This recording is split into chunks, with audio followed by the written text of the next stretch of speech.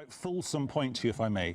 I'm sitting here in a studio in Doha. We are in Qatar. We are arguably in the heart of the Middle East. Therefore, we are in the heart of Islam. Let me just read something to you from the Holy Book, and I want you to react to that, okay? And you can't see me, but I've got a copy of the Quran in front of me. There are parts of a Holy Book that talk about people being persecuted and killed. There are parts of a Holy Book that talk about people all over the world being killed because you are my followers. Another quote from one of the Holy Books in this part of the world talks about people being stoned to death with stones until they die.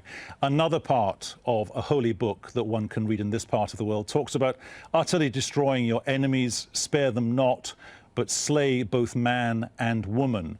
When you hear those quotes, what do you think that speaks to?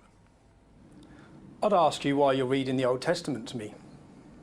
You've had that before, haven't you? Simple question. So, no, it's a simple question. I'm not stupid. You're sitting quoting verses from the Old Testament, thinking that I'm a moron that would think that's from the Quran. I know the Old Testament and I know the Quran. Can I ask you a question? Have you read the Quran? Yes. You have? Yes. Yeah? So in English, not in Arabic, but in English. In English. Are you free, sitting where you are in Doha, to criticise the Prophet Muhammad? Are you free to do that? Yes, I am.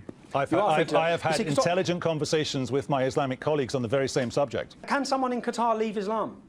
Yes. Is apostasy punishable? You don't have to be Islamic to be in Qatar. You can leave the country, you can come into the country if you are Jewish.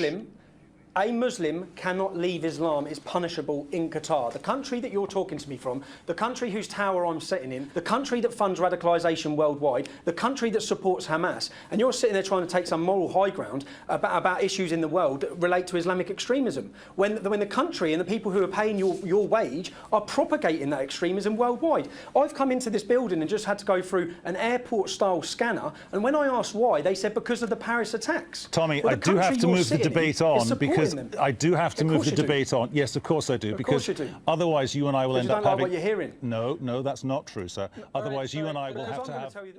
You didn't frankly have the balls to put country before party.